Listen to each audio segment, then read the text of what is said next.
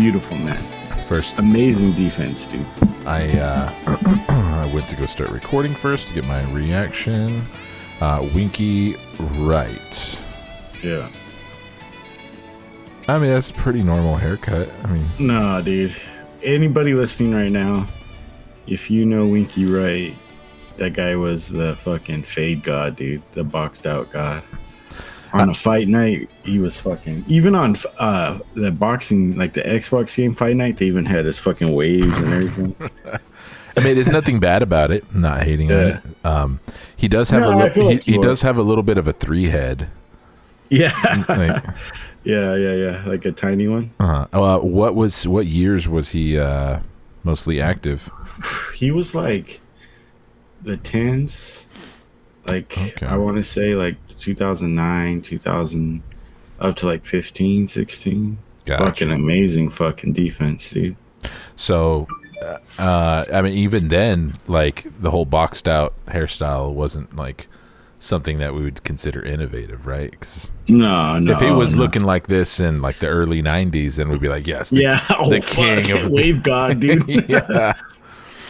I don't see waves in any of these photos, dude. Oh, well, you're tripping, dude. I think you're thinking of another guy.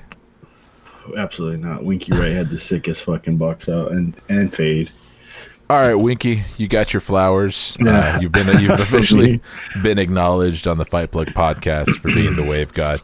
But we're gonna move on to mixed martial arts because we are sandwiched right smack dab between two just incredibly mid cards. I hate to step on it before we even get started, but it's a lot of canceled fights, though. There's that. Yeah, that is true. Because I think if the switch kick Poppy would have been on last week, Garam would have really fucking made that sick as fuck.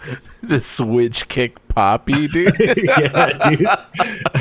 I was just to like remember him, dude. I was watching highlights. I was like, dang, this guy's switch kick is something else, dude. To any aspiring MMA fighters, or fuck, anybody at all. You don't even have to be an MMA fighter. Just want to look cool, beating someone's ass. If you want to look cool and you want to have the dopest nickname, please contact Brandon and I on Instagram or through the Fight Plug podcast Twitter page.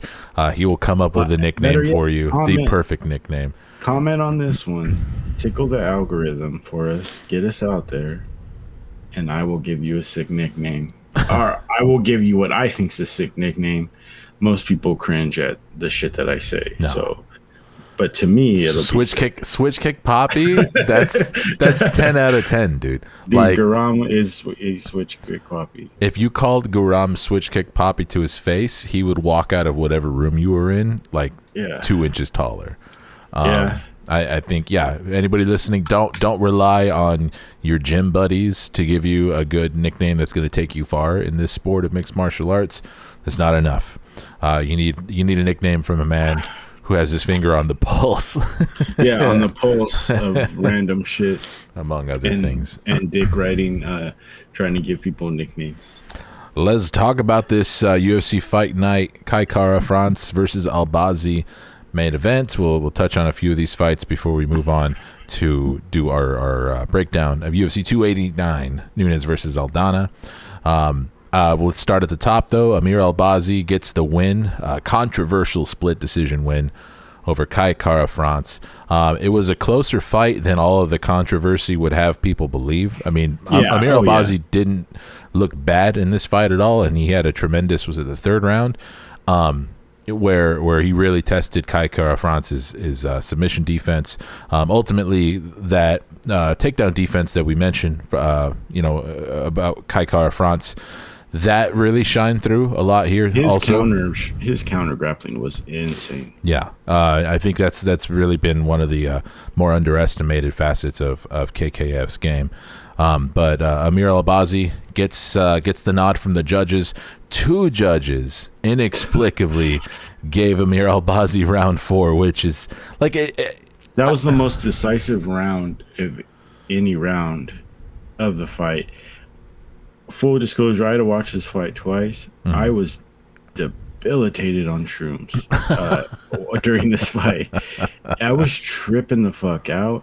I got really scared because Amir Albazi had a guy in his corner with dreads, and I was like, "What the fuck?" I thought Herb Dean got bit by a zombie. I thought that looks like what if like Herb Dean was like hiding the zombie bite from someone, and then they're like, "What's wrong with Herb?"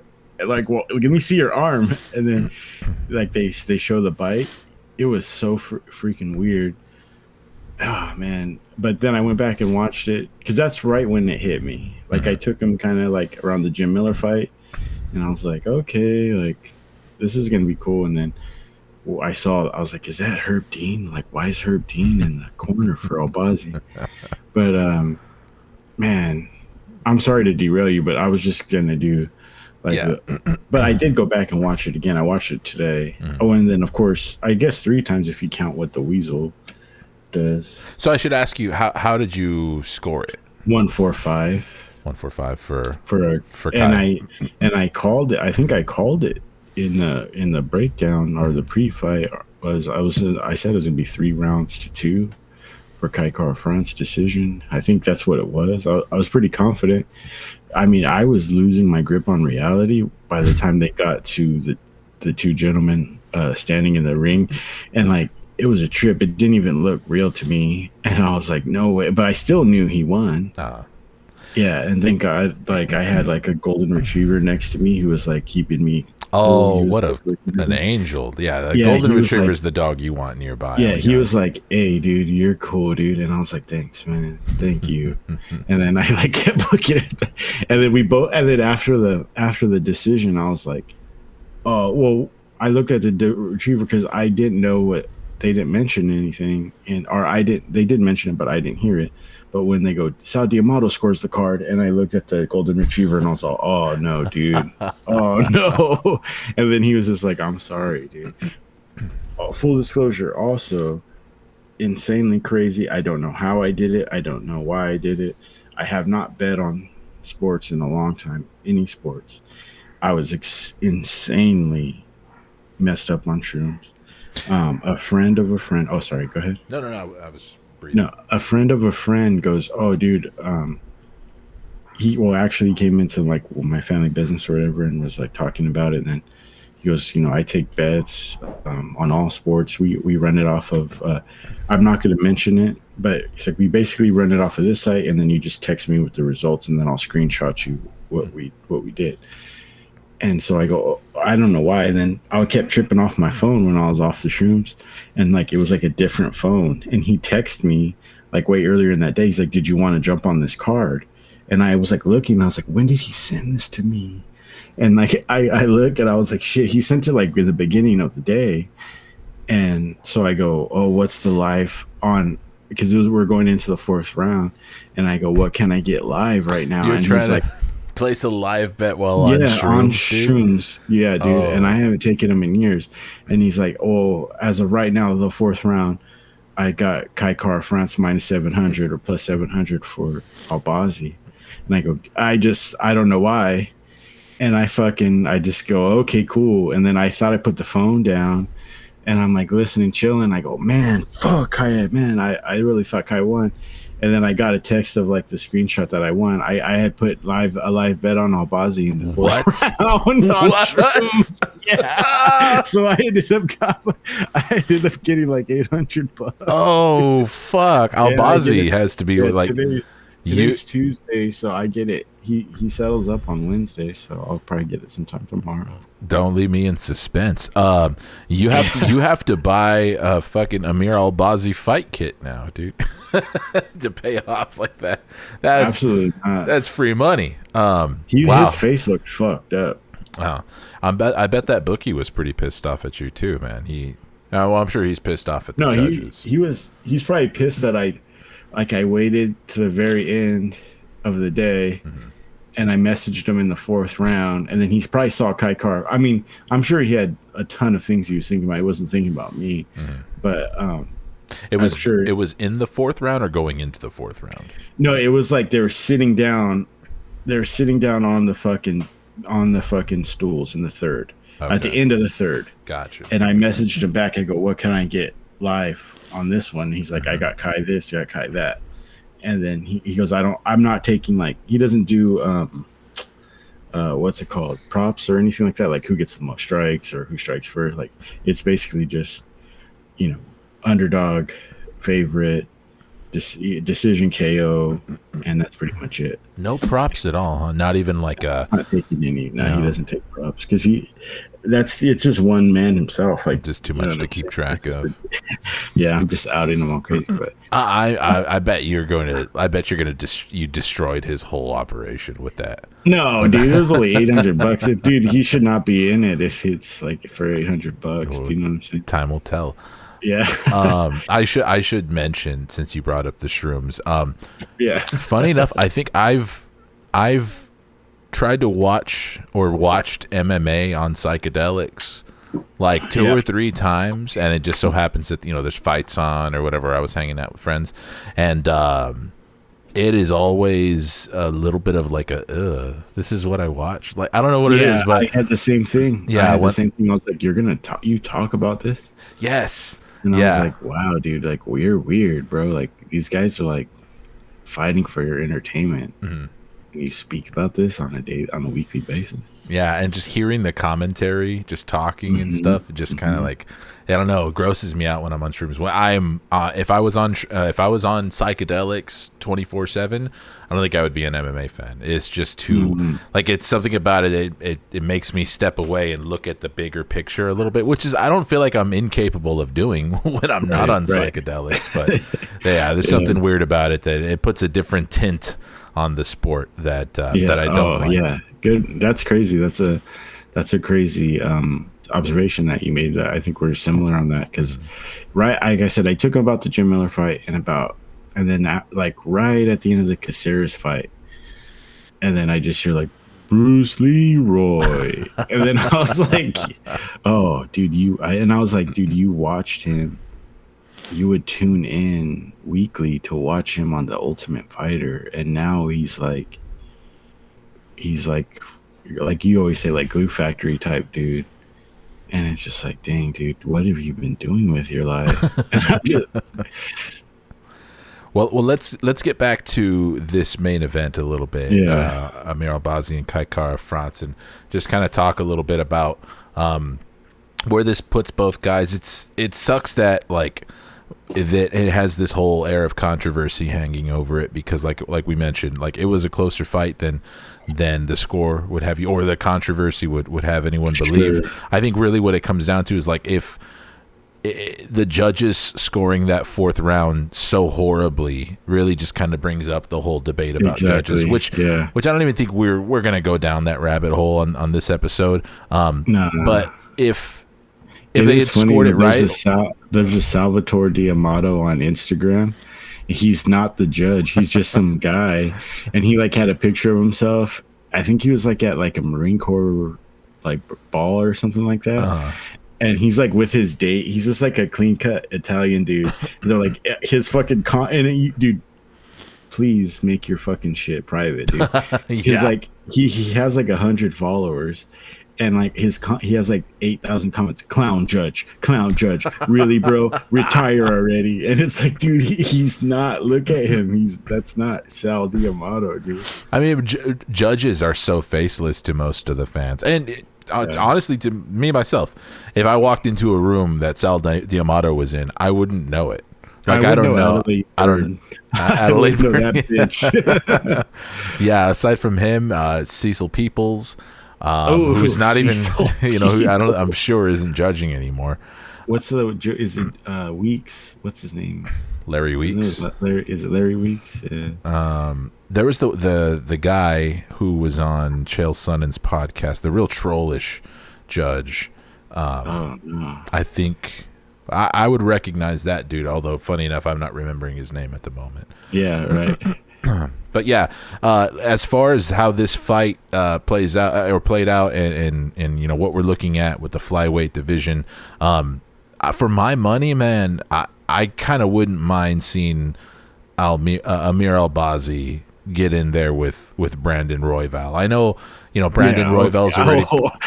I was waiting for the Brandon. What you're about to say, I was like, wow, okay, yeah, fine. What do you think I was gonna say? I thought you were to say Brandon Moreno. I was just like, Oh, oh, oh no. I mean, I know a lot of people think that Brandon Royval has already like punched his ticket to a title fight, and I think most people, yeah, like I think that's the case too. And I was already pretty much saying like, yeah, I guess so. After Moreno and Pantoja do their thing, he should be next guy up. But I feel like in the interim, and not to imply that there should be an interim title on it at all. no, absolutely not. But yeah, I think that just because of how this played out and him getting the very controversial win, and then Brandon Royval just kind of not being incredibly exciting, and a guy who's going to stick around in this division as a contender for a while. He still doesn't have like that signature victory that really gets him over with the broader audience. I think a fight between these two fellas would really do a lot to really cement one of them as a real title contender who's going to be a nice co-main event on a pay-per-view, and not hopefully, hopefully not a main event on a weekly nice pay-per-view. It would be a nice showcase on this pay-per-view coming up, but yeah, I wouldn't want to see that as like a fight night main event. No. Okay. You mentioned Alex Caceres. He gets a good hard fought win over Daniel Pineda. That was a really, really great one. Alex Caceres, a guy who I've been aware of for as long as he's been in the UFC. Yeah, a lot of people know him as Bruce. You watch him on Tough. Bruce Leroy. He's had a few different UFC runs. He's been kind of in and out of the UFC a few times. 3. Yeah, I was telling my boys, they're like, he still fights. I was like, dude, if you put it together, he's probably like 3 careers. Yeah. And he's just like, I almost kind of feel like he did himself a disservice calling himself Bruce Leroy, not because it's a horrible nickname. And to be fair, I think that's like why a lot of people kind of noticed him before. But I think now, because of how long he's been around and, like we mentioned, his different UFC runs, I think a lot of people literally don't realize when they hear Alex Caceres that is Bruce Leroy. Maybe I'm wrong. Maybe I'm underestimating some of the more casual fans, but I think that a lot of people really thought that Bruce Leroy was his name after a while. Yeah, it already had something to do with it. And like Alex Caceres is exactly the opposite of anything that has to do with Bruce Leroy. It was not a movie too, like a comedy movie. Bruce Leroy? Yeah, it's a comedy. It was like a comedy movie, like a blaxploitation film, I think. Oh shit! Okay, I'm gonna look it up. Yeah. But like you were saying, or we had mentioned, like he was a phenom type dude coming out of Tough. He was like an up and comer. Then he was like almost like where Edmund Shabazian is now, where it's like, well, what the fuck happened to Caceres? And then now he's riding that wave of just like really fucking like. Really like bringing it all together. He's looking like he's got a lot more power than he ever had in it. He's really going for it with the striking, which is really cool to see. Yeah, you are right. It was a blaxploitation martial arts movie. The Last Dragon, 1985. Serves nothing. No purpose in my brain. Should not. I should know how to give toddlers or preteen CPR. I don't. But I'll tell you, Bruce Leroy was a fucking blaxploitation film. It has to do with a random fighter on a shitty card that we just watched. Totally in my brain, dude. Totally in my brain forever. All right. Jim, you mentioned Jim Miller. The man with no nickname, getting it done against a UFC debutante. Is debutante gender specific? Does that mean like not these days? Debut? But watch it, easy. UFC debuting Jesse Butler, and he makes short work of him. He 23 was the third seconds. Fighter, right? Because it was supposed to. Gordon was stepping in for somebody. Yeah, he was stepping in for Ludovic Klein. Ludovic Klein, a favorite of mine. Yeah. Like I've talked, that would have been, man, if Ludovic Klein, Jim Miller, and you have the Garam fight goes through with Malarkey, that's a good a fight night card, dude. Yeah. Good card. Yeah, I mean, and we kind of touched on some of the fights that were canceled in our breakdown of this card too, but you also had, and I feel kind of stupid like naming this fight as like, oh, I mean, this could have elevated the card too, because if it was actually on the card, I would have been, look at this stupid fucking middleweight fight. But Jack Hermanson versus Brendan Allen, I mean, that's a decent quality middleweight fight. It's a fight night card. It's a fight night card. Yes, that's exactly. This is the kind of card that belongs on. The fight night cards that are like a good fight night card is like you come home and like dinner's on the table when you're a kid, and it's like 3 of the 4 items are out of a box, but the shit just goes down good. You know what I mean? And it fills you up for the night, and like you don't complain about it like the next day. Yeah. When your lady adds some tuna to the mac and cheese. Yeah. Just fingers. Damn. Oh shit. Tuna mac and cheese, never had that, dude. Jim Miller puts Jesse Butler completely out. And it's one of those deals where I'm a little torn, because it's like, it's great that Jim Miller is putting on performances like this late into his career. He looks like the trajectory is UFC 300. He said he wants to fight on that card. He wants to be the only person who's been on UFC 100, 200, and 300. That's so sick, dude. That would be so incredibly sick if he pulls it off, which I think they will. At this point, like, the UFC loves this, like, it's like free promo for them. Like, they don't really have to do any heavy lifting to really steer into that and be like, oh, Jim Miller has been on. That would be Jim Miller completely driving that train. Yep. But I'm also not going to be like, fucking Jim Miller, amazing. Because I mean, dude, is this guy? They just pulled him out. I mean, and he was booked against better fighters. I'm torn. He's because had some crazy fights. I was looking at his resume today. Mm-hmm. Just insane. They were really trying to kill him at one point in his life. Jim Miller? They were like trying to kill him. And he has Lyme disease, right? Yes. Yeah. Yeah. And it's just like, dude, he was like off and on, like, I'm sick, I can't fight. And then he's like fighting an absolute killer, one of the greatest ever fight in the sport. Mm-hmm. And then, dude, I'm fucking sick. Okay, dude, cool, but get in here and fight this guy. It's like, whoa. Like, do you have that in front of you? Read that shit off. I have his record here. Yeah. Let's see. How far back should I go? Should I go to? Oh, you know what? I'll go to UFC 200. Okay. So in UFC 200, he was coming in off of 2 losses to Michael Chiesa and Diego Sanchez, and he rebounded again. And you know what? I think this is the perfect time to go back, because this 3-fight win streak that he went on for 2016 was great.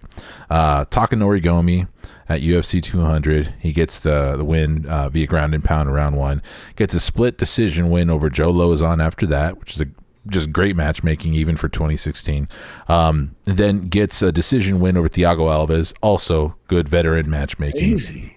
Then I think this is the run that you are talking about. Loss, Dustin Poirier. Loss, Anthony Pettis. Loss, Francisco Trinaldo. Loss, Stan Hooker. Win, Alex White. Loss, Charles Oliveira. Dang, dude. And that was like Trinaldo when he was like fucking flat-bellied, fucking ripped up, mean motherfucker. Not the dude that we see now. Mm-hmm. Yeah, between in 2017 and 2018, they were trying to snuff out Jim Miller. They were trying to kill him. Certainly not the case anymore. And which is good. They should. I think they should. Like the way they do. It was just Matt Brown. They just had him.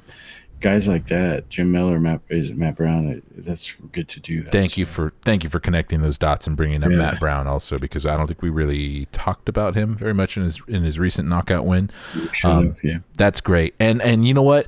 I'm always the one who brings up like, oh fuck, they're putting this guy, to the glue factory. Like I don't really necessarily like that. I tend to bag on the UFC when they do that. So I would like more matchmaking like this. And this isn't the matchmaking that it was supposed to be, because it was a late replacement. So it happened. It was happenstance. For our veteran fighters, we share the video all the time of Tony Ferguson trying to do his little like knee slide thing. We just saw that the other day. At this point, like, I want them to have fights like this if they're going to keep holding on. But I don't want people to then turn around and say, okay, we really need to start talking about Jim Miller as a Hall of Fame material. It's like, slow down. Hold on. Yeah. And there's certainly a case to be made. I'm not saying like, oh, hell no, come on. But it's like, come on, guys, let's be reasonable here, and let's consider the competition that he's still doing it against. Yeah, they talk about that like in like the Baseball Hall of Fame, where it's like it's not the like very good of fame. It's the fucking like if you know, it has to be like a crazy standard, you know. Yeah.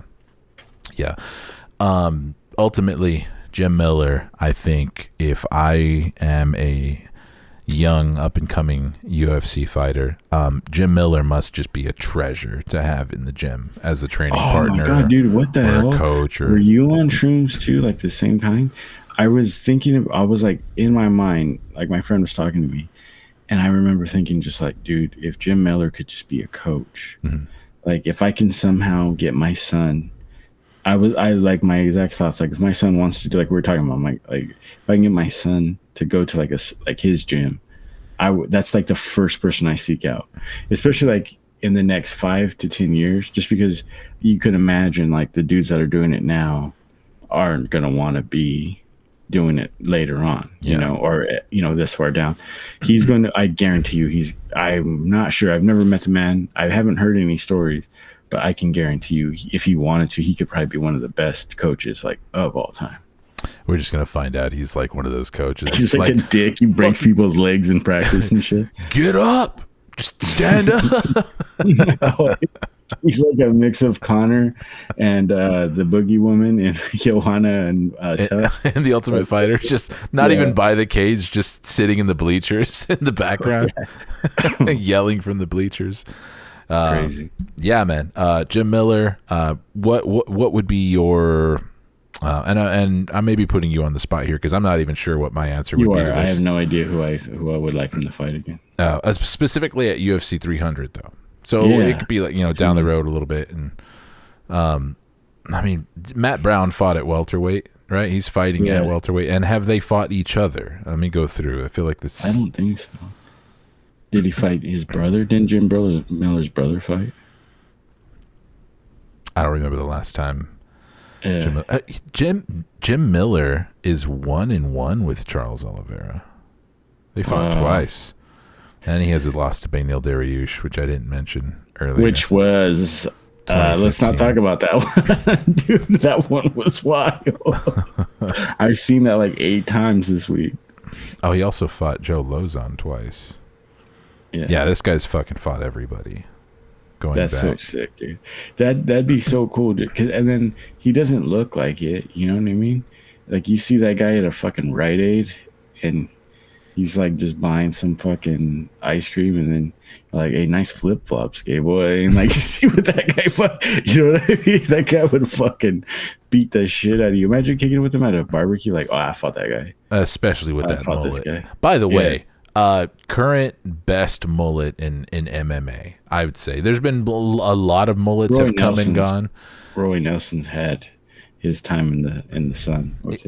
Roy Nelson's, which is like the first other mullet that anybody's going to think of, but Roy Nelson's was a bit more novelty than I'd like. Like I feel like Jim Miller's mullet is like, okay, you're in high school and you walk into your first day of woodshop class and Jim Miller's the teacher with that mullet, and you're gonna think like, and you're gonna think like, okay, this guy's got a mullet, but it's okay, that's him. Like he's probably had that mullet since he was a kid. We know for sure a button up and a tie, but it's a short sleeve. The short sleeve button up shirt with the tie is just just brown Dockers. Abhorrent. That's so bad, dude. That's so Mormon. Yeah. All right. What else? I wasn't going to touch on. Damon Blackshear. We weren't going to go down the whole card. I said it before the breakdown. Damon Blackshear is a monster. Excited for him. We don't have to say too much about him, but man, he looked good. Yeah, and that was like the last cognizant part of my day was like watching Damon Blackshear kick the shit out of the little boy. And that was good. And we're not going to get too deep into this one because this is going to be for the WMMA Fight Plug episode. Yeah, but Karine Silva with that just brutal leg lock over Ketlin. Man, that was something. She's going to be a force in this flyweight division too. Natalia last week, and then Karine this week. Silva. The Silvas are taking over at flyweight. Man. It's so exciting. Cool. Anyways, let's move on. UFC 289, Nunes versus Aldana.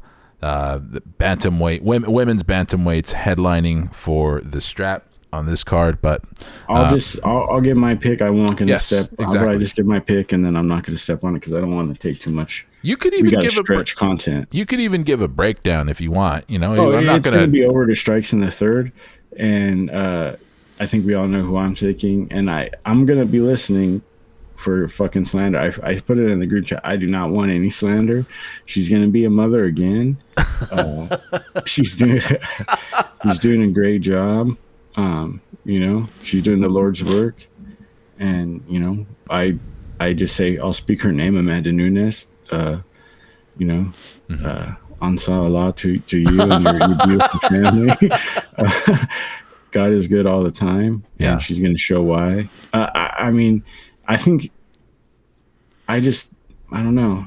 So I think for me, Irene is like, there's a certain level she just can't get over from what I've seen. Like, I just haven't seen her put too much together. I've seen like great. Okay, fuck. Good. This looks good. Fuck. Okay. Mm-hmm. And I think, and what happened with Holly Holm, like, that's just like so in my mind. So that one always sticks with me too. Yeah, I'm not gonna. That'll be as far as I go because I respect you guys too much to start running my Okay, cool. No, I was always gonna ask you to go ahead and throw your pick into, because I mean it's the main event, and I'll save my breakdown and my prediction for tomorrow. But yeah, glad we touched on it.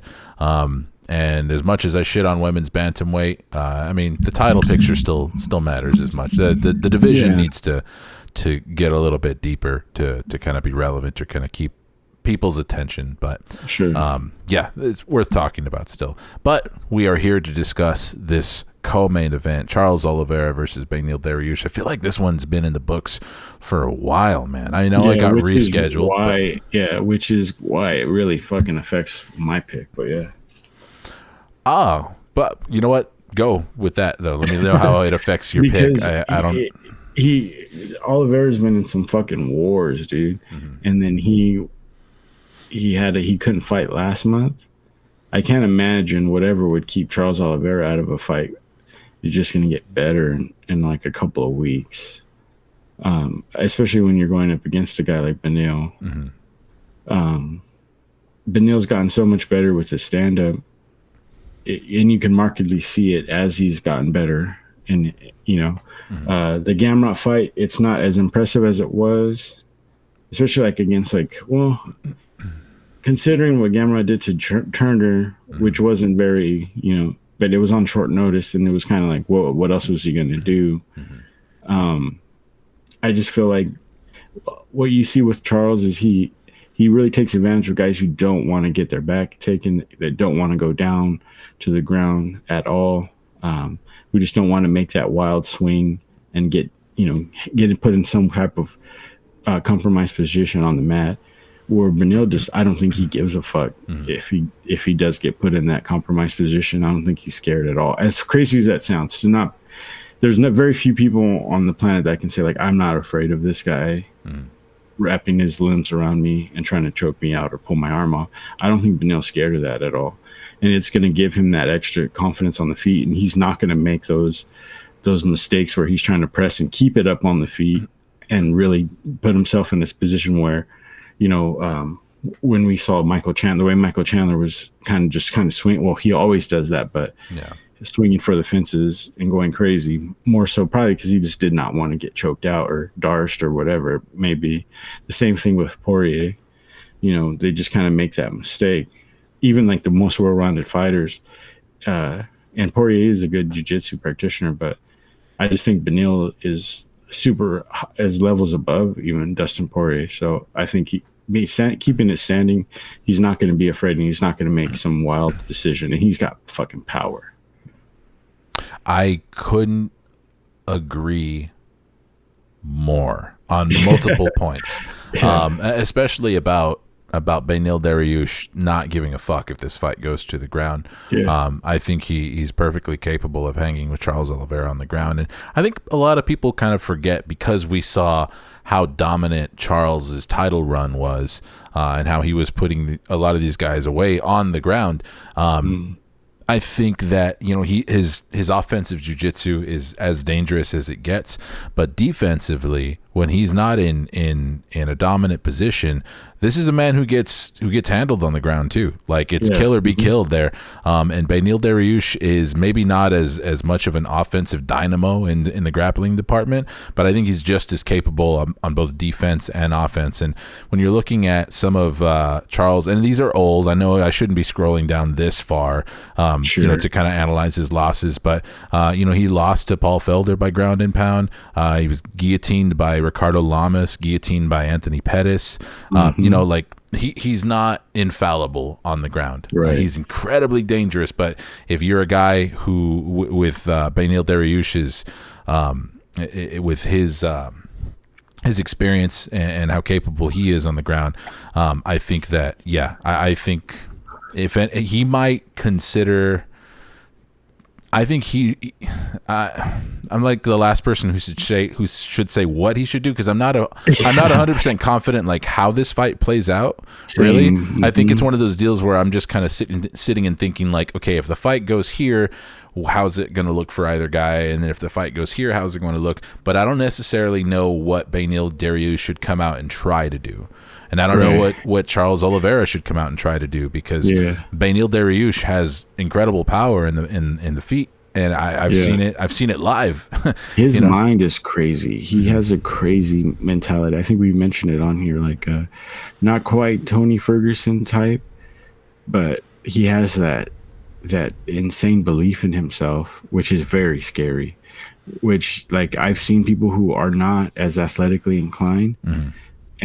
But have this insane belief system and this insane, I guess that would go to like your subconscious level, where you're just not even being guided by what you're seeing. It's like all subconscious, and you're just like so invested in the belief that you have in yourself can like push you through a lot. And I think he has that type of mentality. You just like his face, it's really crazy. It's something I can't really quantify or like point out in a fight, but you can just see it in his eyes and the way he talks during interviews and stuff. He's just really not.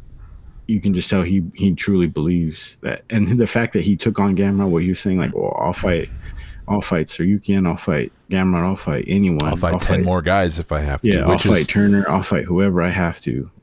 Promotionally, that was one of the worst things he's ever said. Yeah. Because it's like, dude, you are getting screwed over at every turn for a title shot. Do not get on the mic and say, I'll fight 10 more guys if I have to.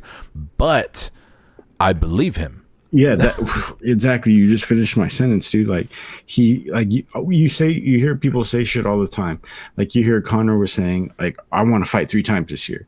You can tell the way he said it out of his throat, like in his chest. He did not mean that. He didn't. He's just saying that because that's the thing to say at this moment. And when Beneil Dariush just looks straight into the camera and he's like, I'll fight every last one of these guys. I do not care. I will beat them all.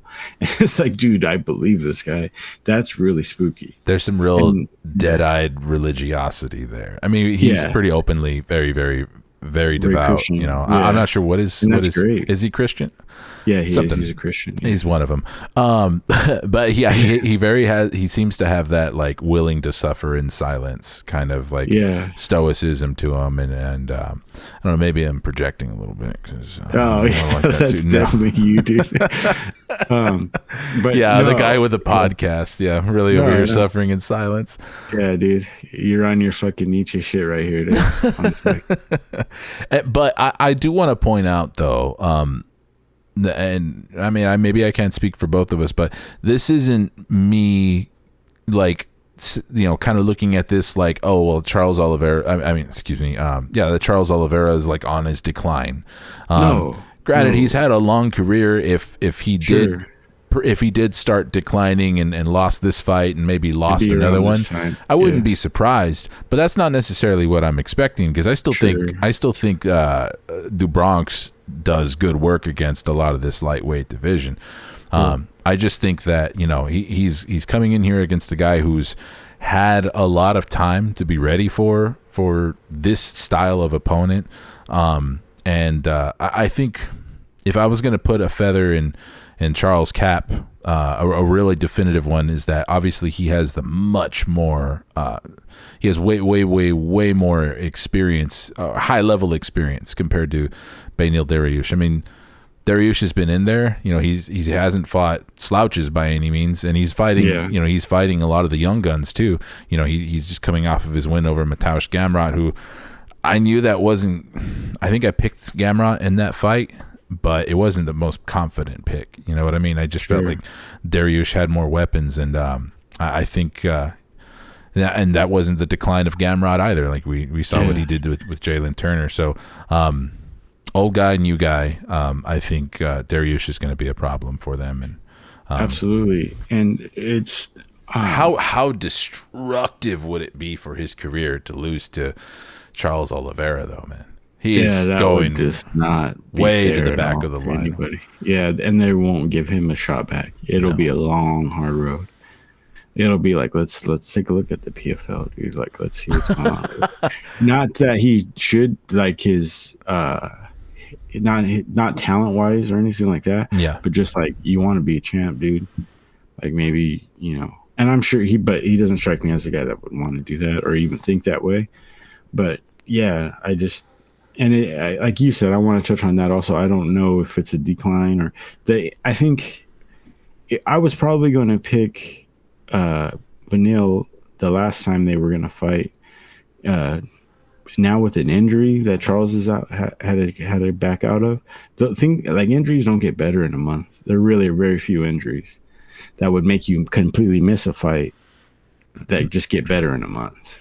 You know, there's definitely fights that, like, injuries that you could walk into a fight with that if you had a month it would go away, but you're like, I gotta fight. Something that would take you completely out of a UFC like pay-per-view event I would just have to imagine has to be more than a month. Do you remember how close to their fight date that Charles pulled out, or they had to reschedule that fight? Was it like I think it was couple of weeks out, if I'm not mistaken. It wasn't like super like that week of or day of or anything. So yeah, because I'm trying to think of like what are the small nagging injuries that's like just push it by a month and I'll be fine. Like fingers, it's usually like fingers or dislocation, like minor dislocations, like toe stuff. Yeah, and it would have to be like the week of the fight too, you know, because it's like, because if you rolled your ankle all ugly like 2 weeks before the fight, like you're not calling off the fight for that, right?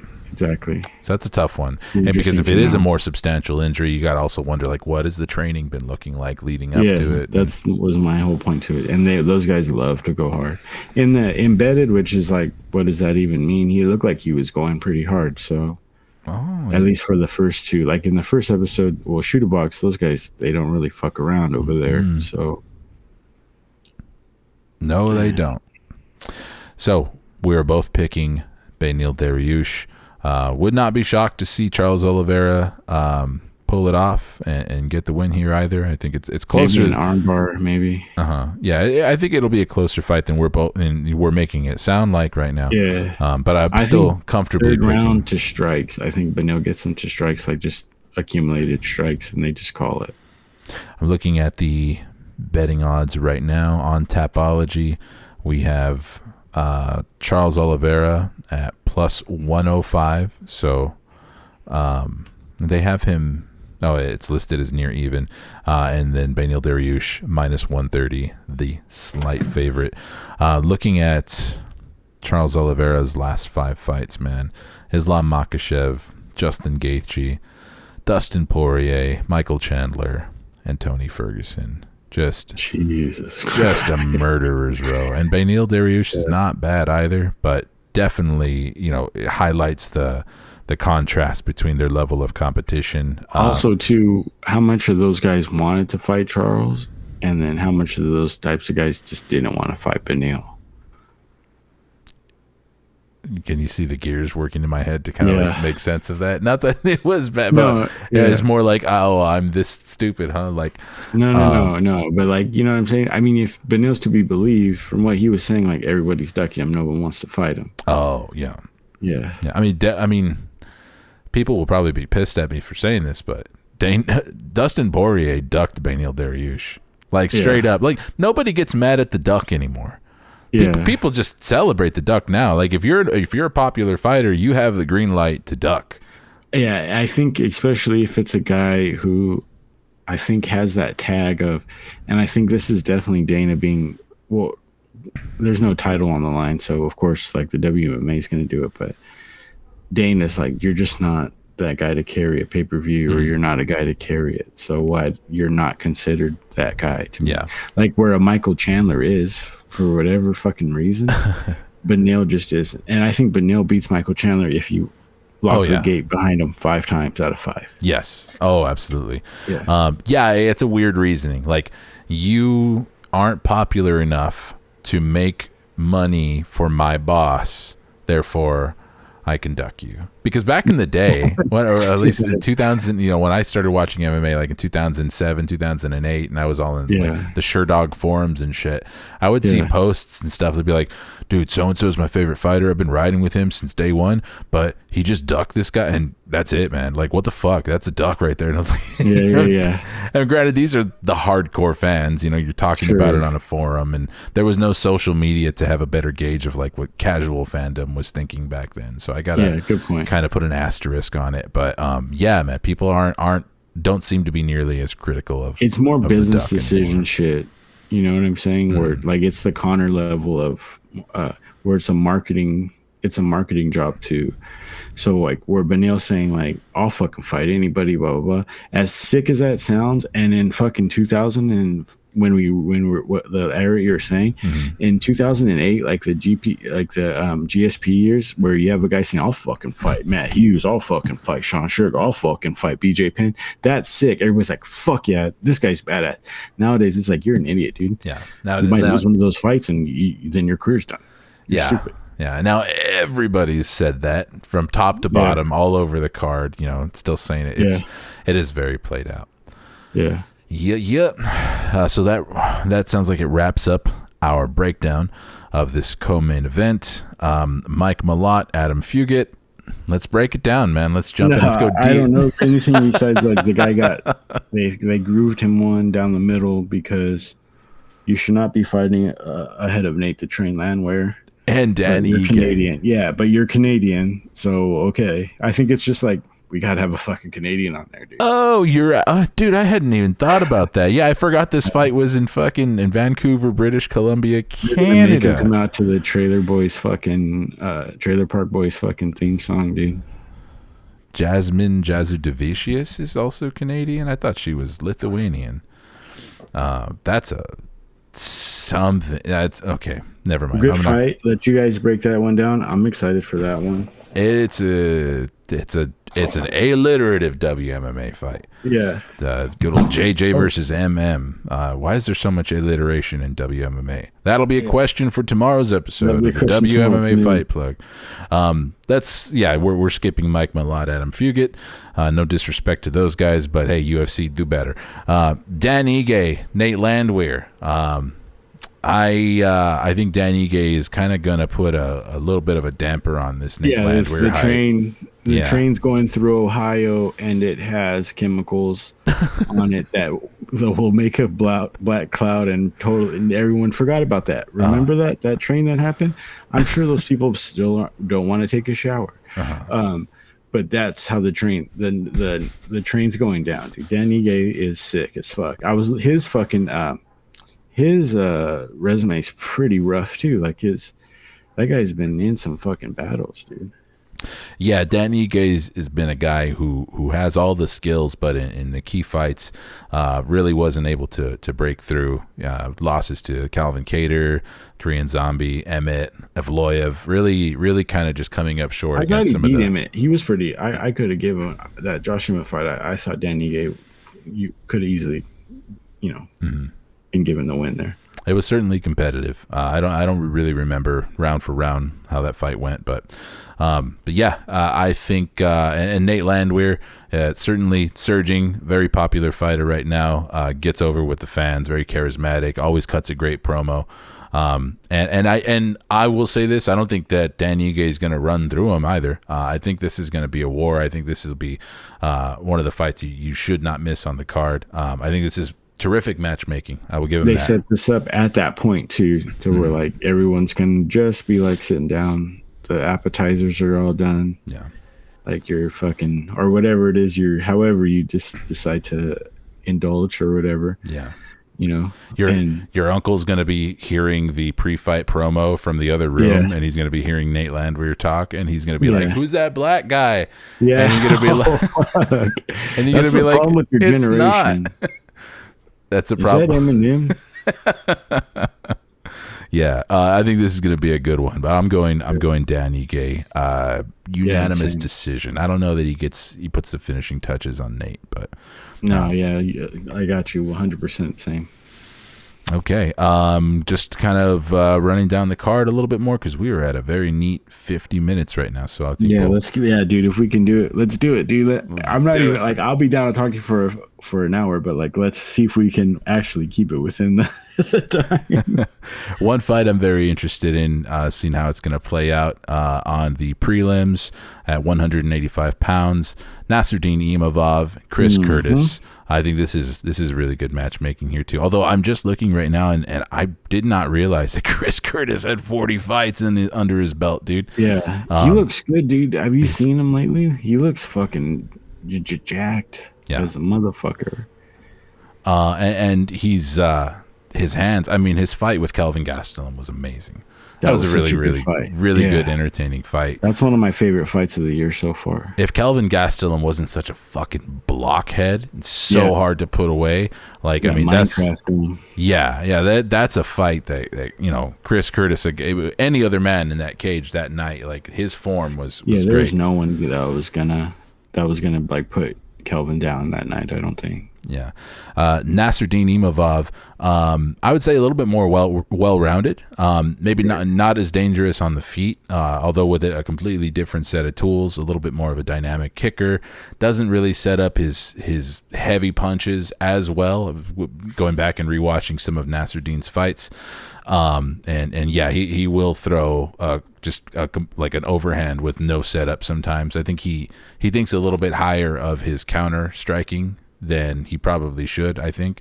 But still super entertaining as well. I think this one's going to be a war too. I think as much as we were saying like this card is mid, there are a few bangers on this card, and this is definitely one of them. There'll be a sneaky, the Ige and Landwehr, and they knew what they were doing. Yeah. Like everyone's sleeping on it. They're going to be like, we fucking told you. And you're right. I think we're breaking down the two fights that are really going to really put a bow on this, or could make or break it. Because if these two fights suck, then man, cancel Christmas, dude. That shit's not going to be very fun. Yeah. And I'm sorry to anyone that has to pay for this. Yeah. Nasruddin Imavov, interestingly, coming off of a loss to a training partner of Chris Curtis's. It was a short term, right? Wasn't it a short term? Didn't Sean Strickland just step up like a couple of days or whatever the fuck? You're right. I forgot that was a very short notice fight for Sean Strickland, and he took the unanimous decision there. After he got robbed, or supposedly said he got robbed against Cannonier, he jumped right back in. Mm-hmm. So I think there's some insight there. There's definitely things that Chris Curtis can take from that I'm sure Sean Strickland is imparting upon him. But this is also a really quick turnaround for Chris Curtis. It's been a month and a half, or a month and 3 weeks roughly, since his fight with Kelvin Gastelum. By the time they step into the cage, it'll be about 2 months. So that's a pretty quick turnaround for Kelvin Gastelum in a fight where, he was absorbing a lot of damage, man. Chris Curtis, you saying? Oh, did I say Kelvin Gastelum? Yeah. Or did I say in his fight with Kelvin? Who cares? You're right. Yeah, Curtis is going to be. I from what I've seen from Imavov, he's very, very capable, but I think Curtis is just going to have that mental edge in this one. He's fucking pissed. He was fucking pissed. Mm-hmm.